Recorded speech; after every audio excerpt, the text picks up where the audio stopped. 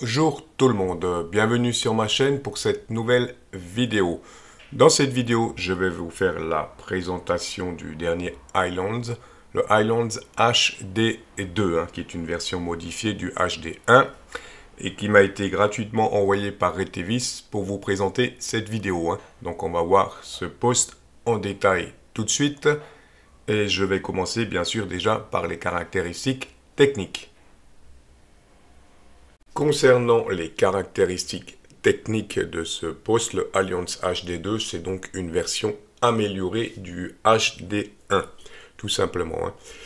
Donc, première chose, c'est un biband analogique et digital, donc UHF, VHF, avec la norme IP67, donc c'est un post qui est étanche, normalement.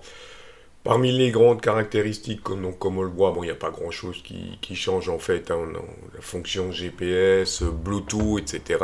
Les fonctionnalités assez classiques sur ce genre de Pocket.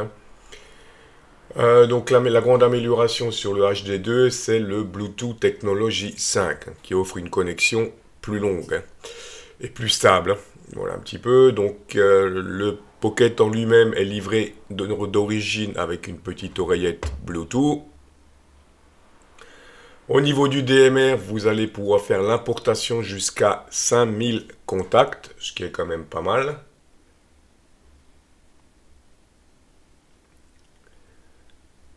Voilà. Donc au niveau puissance, c'est pas spécifié ici, mais on a 3 puissances, 10, 5 et 1 watt, d'où la puissance élevée, 10 watts.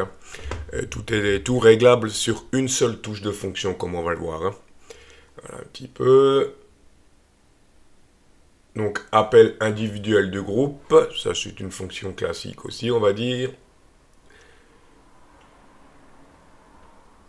Notamment en DMR, puisque les IDDMR sont faits pour ça, pour reconnaître immédiatement une station. On a un écran couleur 1,77 pouces, donc l'écran est plutôt pas mal. C'est vrai que l'écran en couleur est plutôt joli, avec une fonction de jour et une fonction de nuit. Voilà, pour les caractéristiques de l'écran, l'écran est plutôt sympa. Fonction GPS, valable donc uniquement en DMR. Les chaînes NOAA, donc ça on peut oublier puisque chez nous ça n'existe pas. Radio donc étanche puisque IP67. Une batterie de 3200 mAh avec donc une capacité longue durée de vie de 35 heures. Donc quand ils disent 35 heures, je suppose que c'est en réception. Voilà un petit en réception continue. Et également classique sur ces pockets là, une fonction alarme d'urgence. Voilà un petit peu pour les caractéristiques. Fonction squelch, ça reste bien entendu du classique. Et la fameuse fonction sub PTT, c'est-à-dire que vous allez pouvoir émettre sur le VFO A avec le PTT principal et sur le VFO B avec un des deux boutons de fonction ici, qui sont entièrement paramétrables. Voilà, et j'en profite tout de suite pour vous présenter le contenu du paquet, ça sera fait. Donc vous avez le poste, vous avez un câble USB-C, la batterie bien entendu, le chargeur de bureau type C, l'antenne, un manuel d'utilisateur multilangue, dont le français, il faut quand même le préciser, c'est pas mal. Et l'écouteur Bluetooth, voilà un petit peu. Et pour les caractéristiques, donc les spécifications de ce poste, donc d'origine quand vous le recevez de chez Retevis, donc fréquence de réception VHF 136, 174 et 400 à 520. Voilà. Un petit peu. Et fréquence de transmission 144, 146, 430, 440, mais débridable. Donc pour l'ouvrir sur les bandes PMR. Ça, j'y reviendrai dans une autre vidéo. Voilà pour les caractéristiques techniques de ce Pocket et on va tout de suite passer à la présentation du boîtier. Une toute petite parenthèse avant de vous présenter le poste, je vous présente l'emballage. Parce que ça, franchement, sur ce coup-là, Retevis, ça fait de gros efforts. J'ai déjà reçu des postes radio qui étaient limite écrasés dans un carton, tout simplement. Là, à ce niveau-là, au niveau de l'emballage, il y a eu un gros effort de fait, puisque comme vous le voyez, le TX est livré vraiment dans une belle boîte, un beau carton. Le poste en lui-même est dans une petite mousse, comme on le voit là. Donc c'est ça, par contre, au niveau de l'emballage, il faut reconnaître que c'est du bon boulot, hein. Ensuite, vous enlevez la mousse. Vous avez encore une fois un compartiment pour protéger. Et ensuite, vous retrouvez les accessoires, hein. Voilà, donc pour la petite parenthèse de l'emballage de ce poste que je trouvais vraiment remarquable. On va donc passer à la présentation du boîtier et à la présentation des principales fonctionnalités de ce Pocket, hein. Donc le boîtier, rien de bien particulier, ça reste un boîtier classique avec son pavé alphanumérique, son écran couleur comme vous le voyez. Sur le côté, une touche PTT, deux touches de fonction qui sont programmables. Sur le dessus, donc un bouton marche-arrêt, volume et un bouton pour régler les canaux, hein. Et la traditionnelle, ça c'est une fonction à laquelle Retevis tient aussi, fonction alarme. Un petit peu. Sur le côté, on va retrouver bien entendu notre touche PTT avec le compartiment fermé puisque ce poste est étanche. Et sur notre batterie également, donc le port USB avec le témoin de charge, hein. Donc boîtier assez classique, hein. Voilà, et je vais tout de suite vous montrer un petit peu les principales touches de fonction pour la programmation de base de ce Pocket. On va passer à la présentation des fonctions de base du clavier de ce Pocket, hein. Donc les touches les plus utilisées, ça va être la touche menu, exit, scan et look. Je vais vous montrer ça tout de suite et je vais vous afficher en bas les caractéristiques de ces touches. Donc voilà, exit, comme vous le voyez, ça va nous permettre de passer du mode VFO au mode mémoire, la touche exit, hein. Appui court. Voilà. Ensuite, on a la touche scan qui nous permet de basculer du VFOA au VFOB. En appui court et en appui long, bien entendu, vous aurez la fonction scan, hein, soit scan des fréquences, soit scan mémoire, hein. On a la touche ici look avec un appui court qui va nous permettre, comme vous le voyez, de passer sur un seul VFO, de n'utiliser qu'un seul VFO. Donc c'est une fonction qui peut être assez pratique, hein. Voilà pour ces fonctions-là. Je vous affiche tout ça en détail encore une fois. Et je vais tout de suite vous présenter le menu en détail. On est parti tout de suite pour la présentation des menus. Donc le menu se divise, on va dire, en deux parties, comme je vais vous le montrer. Donc on va sur menu. Vous avez la première option ici, Main Setting, qui va vous permettre de régler plus ou moins les paramètres du poste.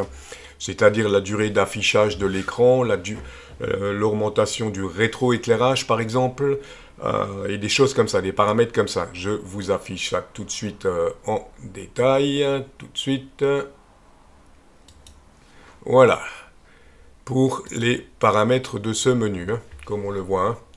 Donc je vais vous détailler ça. Donc ici, on va retrouver donc les fonctions sauvegarde et effacement de mémoire pour enregistrer vos mémoires. On va pouvoir activer la fonction double PTT, la fonction Bluetooth, la fonction Vox, le gain micro. Et ici, comme je vous l'ai dit, on va pouvoir régler donc tout ce qui est rétroéclairage, luminosité, bip, etc., hein. Tout, voilà. Également, le mode canal, vous allez pouvoir choisir ce que vous voulez afficher, fréquence, numéro de canal, etc., hein. Voilà pour la présentation de ce menu-là, la première partie de ce menu. Et je vais tout de suite vous présenter la deuxième partie qui concerne uniquement les VFO. Donc vous retournez dans Menu. Et ici, vous avez donc Setting A et Setting B qui va vous permettre de régler tous les paramètres des deux VFO, hein. Je vous affiche en bas les caractéristiques de ce que vous pouvez régler. Voilà pour la présentation des menus, donc rien de bien compliqué. C'est vrai que niveau prise en main, ce Pocket est assez facile. Et on va tout de suite passer à un exemple de programmation et de mémorisation d'un canal. Avant de vous montrer comment rentrer et mémoriser une fréquence, je vais encore vous parler des fonctionnalités du clavier. Donc le clavier, bien entendu, va nous permettre de rentrer une fréquence en mode VFO, ce qui est tout à fait logique. Le clavier va également nous servir, comme on le verra tout à l'heure, à rentrer le nom d'une fréquence. Et troisième utilisation du clavier, les touches de 1 à 9 ou de 0 à 9 comme vous voulez, vont vous permettre d'avoir accès à des raccourcis menus. En appuyant tout simplement par exemple sur la touche menu, sur la touche 1, menu touche 2 et ainsi de suite. Ce qui vous permet d'accéder à différents raccourcis, comme vous le voyez juste en bas là. Je vous laisse afficher un petit peu les raccourcis, que vous ayez le temps de voir. Donc ça, c'est une fonctionnalité assez intéressante, cette histoire de raccourcis menu par clavier. Voilà en gros pour la présentation des principales caractéristiques, et on peut donc passer à la programmation d'une fréquence. Je vais tout de suite vous montrer un exemple de programmation. Donc ça peut paraître compliqué comme ça au début, mais c'est juste une histoire de prise en main en fait. Donc là, je l'ai déjà enregistré. La fréquence de mon relais local petit ballon, donc 145-625 avec un shift de moins 600. Et je vais vous montrer comment faire ça tout de suite. Donc première chose, avec le bouton Exit, vous passez un appui court pour passer en mode VFO. Ensuite, ici, vous voyez, je suis en mode FM. Si vous voulez rentrer une fréquence DMR, par exemple, vous faites un appui prolongé sur Exit. Voilà, là, je suis en mode DMR. Donc, on a dit, je veux programmer une fréquence FM. Voilà, je reviens en FM. Donc, je tape ma fréquence de relais.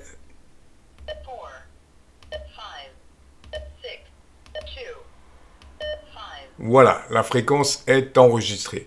Maintenant, première étape, je vais donc lui attribuer le moins 600. Donc, pour ce faire, je vais dans Menu.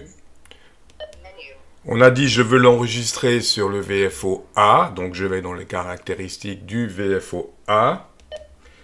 Première chose, menu 17. Non.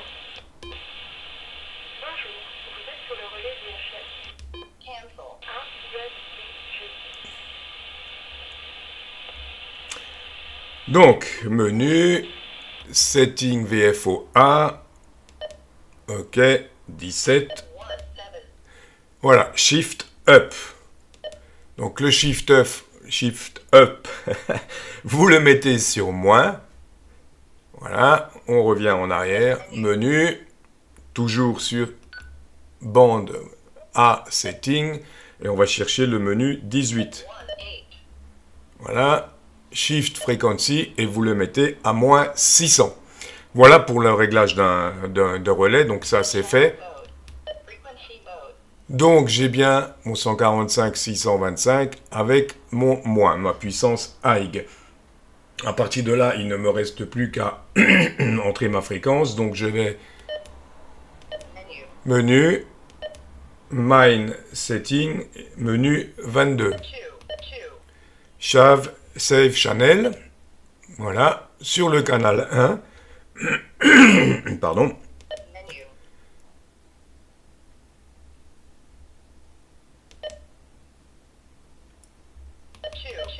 Voilà, Save Channel, confirme.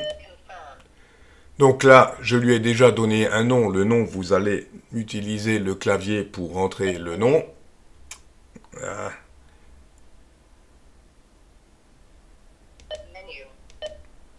« 22. Ok, Channel 1, confirme, on rentre le nom et on confirme. Voulez-vous enregistrer? Yes. Voilà, pour rentrer, c'est peut-être un peu compliqué comme ça, pour rentrer une fréquence VHF avec un shift. Ce qui est un petit peu compliqué au départ, c'est qu'il faut penser à paramétrer le VFO sur lequel vous voulez rentrer la fréquence et ensuite repasser par le premier menu pour enregistrer. Donc oui, c'est vrai que c'est un peu compliqué quand même, la première manipulation. Voilà pour l'enregistrement d'une fréquence.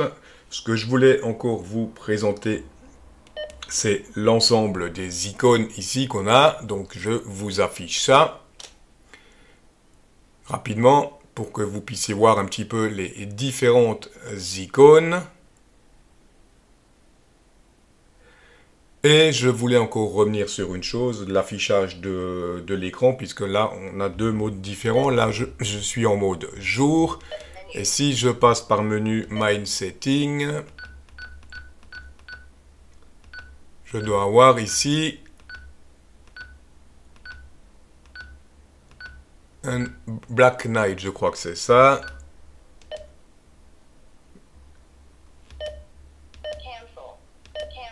Non. Night Setting. Non, c'est Night quelque chose.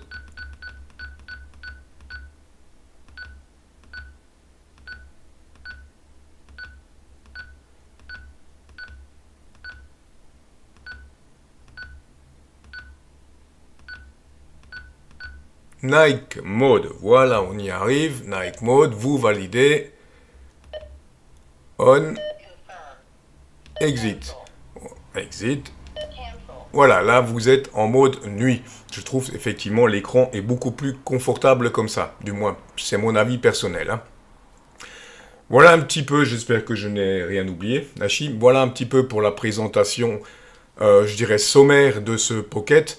Tout ce qui est programmation et présentation du logiciel de programmation, j'y reviendrai dans une autre vidéo, hein, où je vous expliquerai un petit peu plus en détail la programmation de ce poste. Hein. Voilà, en attendant, j'espère que cette vidéo vous aura intéressé. Je vous dis 73 et à très bientôt.